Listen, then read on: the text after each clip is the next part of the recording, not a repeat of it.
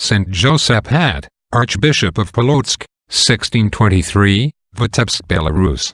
St. Josaphat was born in Kontsevik in 1580 or 1584 in Volodymyr, Volhynian Voivodeship, in the Lesser Poland province of the Polish Crown, now in Ukraine. He was baptized into a family associated with the Eastern Orthodox Church. Although a descent of Ruthenian nobility, Slakta, Kontsevich family, his father had embarked on business, and held the office of town councillor. Both of Kontsevik's parents encouraged religious participation and Christian piety in the young John. In the school at Volodymyr he gave evidence of unusual talent. He studied Church Slavonic, and memorized most of the Horologion, which from this period he began to read daily. From this source he drew his early religious education. Owing to his parents' poverty, Kontsevik was apprenticed to a merchant named Popovi in Vilnius. In Vilnius, divided through the contentions of the various religious sects, he became acquainted with men, such as Joseph Vliamin-Rutsky, a Calvinist convert to the Latin Church who transferred to the Byzantine Rite. Rutsky supported the recent union with Rome, and under whose direction he furthered his interest in the Catholic Church. As a boy, Kontsevik was said to have shunned the usual games of childhood, prayed much, and lost no opportunity to assist at the church services. Children especially regarded him with affection. As an apprentice, he devoted every leisure hour to prayer and study. At first Popovi viewed this behavior with displeasure, but Josaphat gradually won such a position in his esteem, that Popovi offered him his entire fortune and his daughter's hand. But Josaphat's love for the religious life never wavered. Kontsevik's favorite devotional exercise was the traditional Eastern monastic practice of prostrations, in which the head touches the ground, while saying the Jesus Prayer. Never eating meat, he fasted much, wore a hair shirt and a chain around his waist. He slept on the bare floor, and chastised his body until the blood flowed. The Jesuits frequently urged him to set some bounds to his austerities. From Kontsevik's zealous study of the Church Slavonic Byzantine Rite liturgical books he drew many proofs of Catholic doctrine and wrote several original works. Throughout his adult life, he was distinguished by his extraordinary zeal in performing the church services and by extraordinary devotion during the Divine Liturgy. Not only in the church did he preach and hear confessions, but likewise in the fields, hospitals, prisons, and even on his personal journeys. This zeal, united with his kindness for the poor, led great numbers of Eastern Orthodox confession Ruthenians to a religious conversion to the Eastern Catholic confession and Catholic unity. Among his converts were many important personages such as deposed Patriarch Ignatius, of Moscow, and Manuel Cantacuzzanos, who belonged to the imperial family of the Byzantine Emperor Palaeologus.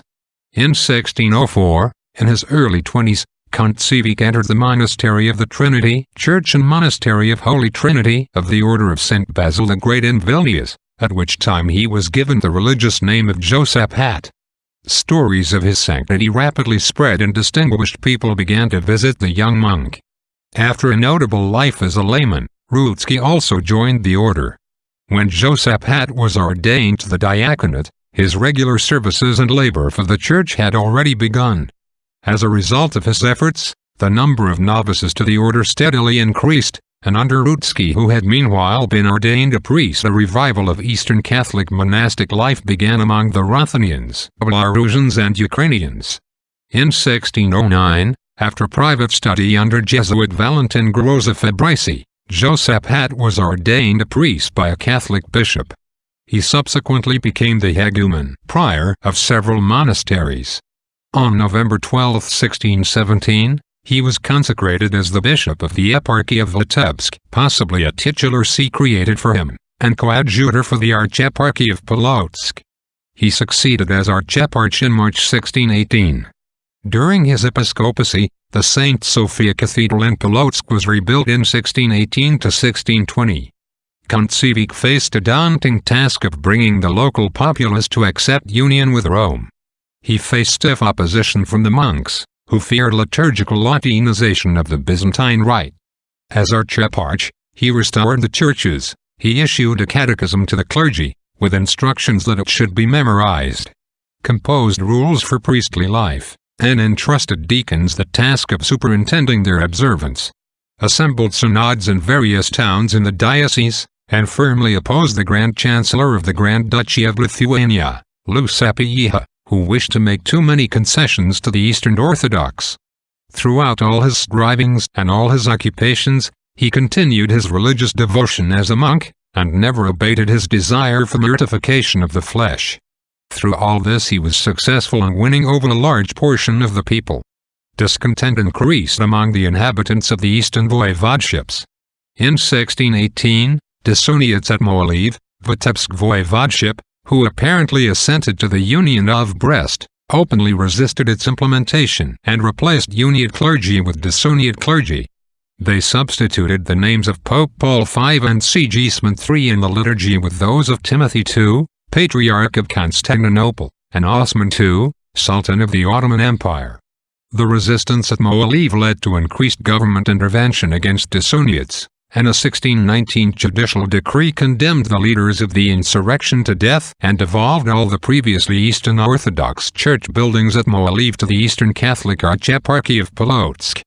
Norman Davies wrote, in God's Playground, that Kontsevich was no man of peace, and had been involved in all manner of oppressions, including that most offensive of petty persecutions, the refusal to allow the Orthodox peasants to bury their dead in consecrated ground.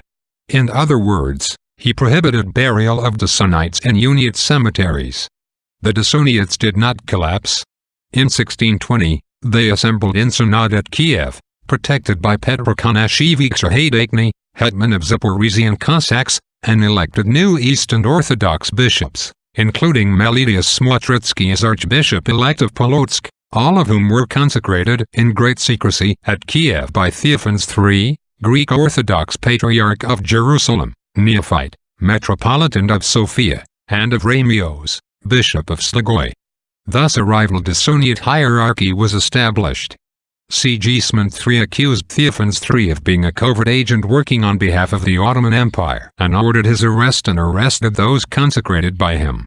That changed in 1620, when, with Cossack aid, a rival Eastern Orthodox hierarchy was set up by the Orthodox Church, with Smotritsky, who later himself entered into communion with the See of Rome, being appointed the Orthodox Archbishop of Polotsk.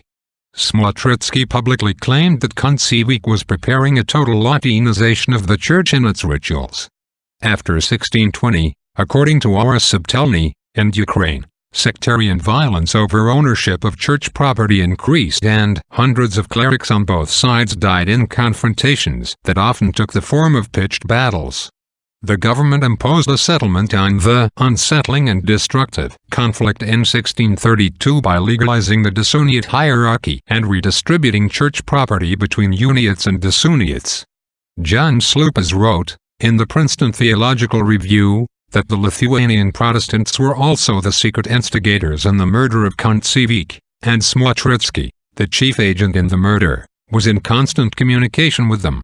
In October 1623, Kontsevich ordered the arrest of the last priest who was clandestinely holding Orthodox services at Vitebsk, where Kontsevich had a residence.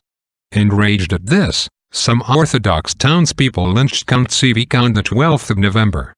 Witnesses of the event described it as follows: the ringing of cathedral bells and the bells of other churches spread. This was the signal and call to insurrection. From all sides of town masses of people, men, women, and children gathered with stones and attacked the archbishop's residence. The masses attacked and injured the servants and assistants of the archbishop, and broke into the room where he was alone. One hit him on the head with a stick, another split it with an axe, and when Kontsevich fell, they started beating him. They looted his house, dragged his body to the plaza, cursed him, even women and children. They dragged him naked through the streets of the city all the way to the hill overlooking the river Dvina. Finally, after tying stones to the dead body, they threw him into the Dvina at its deepest. In January 1624, a commission presided over by Sapieha investigated Kontsevich's murder and sentenced 93 people to death for their involvement in the conspiracy, and many were banished and their property confiscated. The town hall and the dissentient churches were destroyed, and the franchises of the city abolished, but restored under the subsequent reign. With Kontsevik's death, the Dissoniates were completely broken up in Lithuania, and their leaders were severely punished. The Dissoniates lost their churches in Vitebsk, Polotsk, Orsha, Mogilev, and other places, and Smotritsky joined the Uniates in order to escape punishment, and turned his pen against the Dissoniates, whose weaknesses were not secrets from him. The body was recovered from the river and lay in state in the Cathedral of Polotsk. Beatification followed in 1643, but canonization did not take place until 1867, more than 2 centuries later. The body is now in St. Peter's Basilica in Rome, placed under the altar of St. Basil the Great. After numerous miracles attributed to Kontsevik were reported to church officials, Pope Urban VIII appointed a commission in 1628 to inquire into his possible canonization, which examined 116 witnesses under oath. Josaphat's body was claimed to be incorrupt 5 years after his death. In 1637, a second commission investigated his life and, in 1643, Josaphat was beatified. He was canonized on June 29, 1867 by Pope Pius IX. The Ukrainian Greek Catholic Church celebrates his feast day on the first Sunday after the Julian calendar, November 12, Gregorian calendar, November 25. When, in 1867, Pius IX inserted his feast into the general Roman calendar, it was assigned to November 14, which was the first free day after November 12, which was then occupied by the feast of St. Martin I, Pope and Martyr. In the general Roman calendar of 1969, this latter feast was moved to Pope St. Martin's Dies Natalis, birthday to heaven, and St. Josaphat's feast was moved to that date, his own Dies Natalis. Some traditionalist Catholics continue to observe the general Roman calendar of 1954, the general Roman calendar of Pope Pius XII, or the general Roman calendar of 1960, in which the feast day is on November 12. Kontsevik's canonization process began in the interval of the January Uprising of 1863 to 1865 against the Russian Empire and was understood in many circles, including Polish, Russian, and Ruthenian circles, as a papal gesture of moral support for the insurgent Poles. A Russophile Ruthenian newspaper, Slovo, published several negative articles about Kontsevik. This antagonism to his canonization makes sense within the context of the Russophile hegemony in Ruthenian public opinion and was seen as insult to Imperial Russia. The Russian government responded, in 1875, with further Russification and forced conversion of the Eastern Catholic Chem Eparchy, the last Eastern Catholic eparchy in the Russian Empire. Amen.